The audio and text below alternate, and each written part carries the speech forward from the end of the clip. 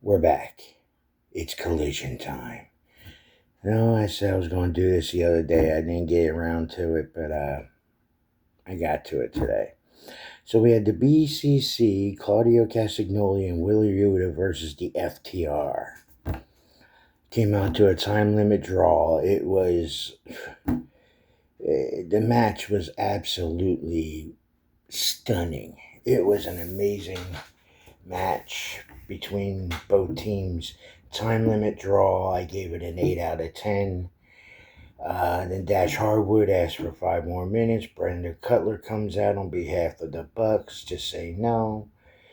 And chaos ensues. Castagnoli swings him around. FTR does a shatter machine. The Bucks don't run Collision. That's the bottom line. There's a rematch to come.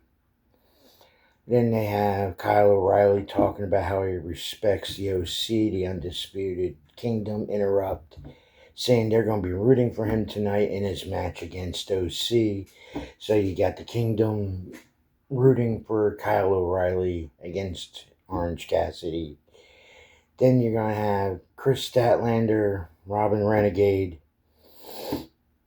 The match lasted a whole minute and 33 seconds. It was a squash. Stat gets the win. I gave it a 1 out of 10 myself. There was nothing to it. I mean, it's a 1 out of 10. It's a squash. Then Stokely praises Stat, announces she is in the Owen Hart tournament coming up. Statlander's a great wrestler, but she don't need these squash matches to make her look unbeatable. She's very much beatable. Then you got Dustin Rhodes versus Johnny TV with his lovely wife on that ringside, Taya Valkyrie. I gave the match a 6 out of 10. It was an average match for the two of them. Both of them have had better matches in their careers, but against each other, it was the best you could expect. Dustin gets the win, which is better than nothing. Then Dustin gives a speech after, says he's getting old and appreciates the fans not giving up on him for 37 years. Talks about sacrifice and that Jack Perry hasn't sacrificed anything, being born with a silver spoon in his mouth. Then you have Zack Sabre backstage talking about how he wants to face OC at Forbidden Door, Orange Cassidy. Then you got the Premier Athletes versus Trip Gordon and Dante Leon, or Leon, don't know how they pronounce it. I always pronounce it different, I'm sure. Athletes win in 48 seconds, another 1 out of 10. So, they're squash matches. I'm not big on squash matches. I'm sure you understand that. Then we have Scorpio Sky talks. He says he wants to be the hero of AEW and a future champion, which he should have been champion already. We had Tony Storm versus Lady Frost. Finally have a great match. We have Tony Storm gets the win. 7 out of 10. Mariah May hugs Storm and Mina. And Storm and Mina are fighting because they got a match coming up at Forbidden Door. The fighting thing is getting old, but the match was really good between Tony Storm and Lady Frost. Then we had Daniel Garcia versus Tate Mayfairs. It's a typical Garcia match, a lot of his style of match, and it was a really, really great match for two young guys. Daniel Garcia gets the win. I gave it a 7 out of 10. Then we have OC talks about Forbidden Door, accepts the match with Zack Sabre Jr. And then we come to the main event where it's Orange Cassidy versus Kyle O'Reilly. This match was, to me, almost as perfect can get. I gave it a 9 out of 10. Orange Cassidy gets the win, but after the match he gets attacked by the Undisputed Kingdom, O'Reilly gets back in the ring to help OC. Then Trenton Statlander attacks OC and O'Reilly, and Willow Nightingale comes out and helps Orange Cassidy and O'Reilly, and that's how the show ends. As a show as a whole, I'm going to give it kind of a weird one because I had such high ones. I'm going to give it a 4 out of 10, only because of the squash matches. 1 in a night is fine. 2, no.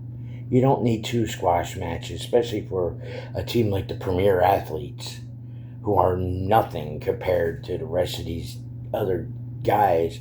If you're going to have the Premier Athletes wrestle anybody, do it on Rampage, where like you can push the up-and-comers on an hour-long show. Don't ruin a 2-hour show by putting these nobodies against nobodies. Don't get me wrong. I mean, Tony Nese is a great wrestler. It's just he's not on the same level yet as the rest, even though he's been doing this forever and a day.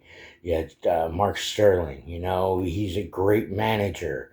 He's also a good wrestler. They need to build more into this before putting them on Collision or Dynamite.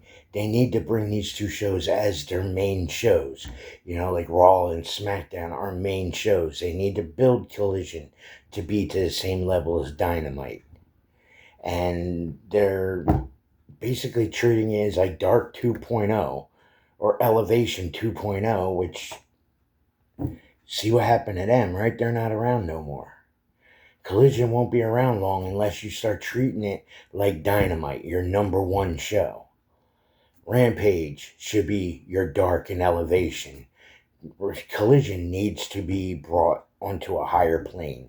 Need to get bigger stars on there. I mean, you got the OC, you got Orange Cassidy, Kyle O'Reilly, you got Tony Storm, you got the BCC, you got stars. Daniel Garcia can be a bigger star. But you need to split your thing up. Like, I get that nobody likes to split roster, but it works. I mean, yeah, you have Ring of Honor on Thursday nights. I'm not big on Ring of Honor. It's hard for me to watch it, being I don't have the channel that they're on. Same thing with TNA. I can't really watch TNA. I can watch it after the fact, but I can't watch it when it's on. I can watch MLW once a week usually. Stuff like that. AAA, it's hard for me to really do the AAA thing because of the language barrier. I'm not real good in Spanish. I know some, not a lot. But yeah, I mean, come on. Treat Collision like it's just like Raw or SmackDown. You know how SmackDown's the number 2 show, Raw's your main show.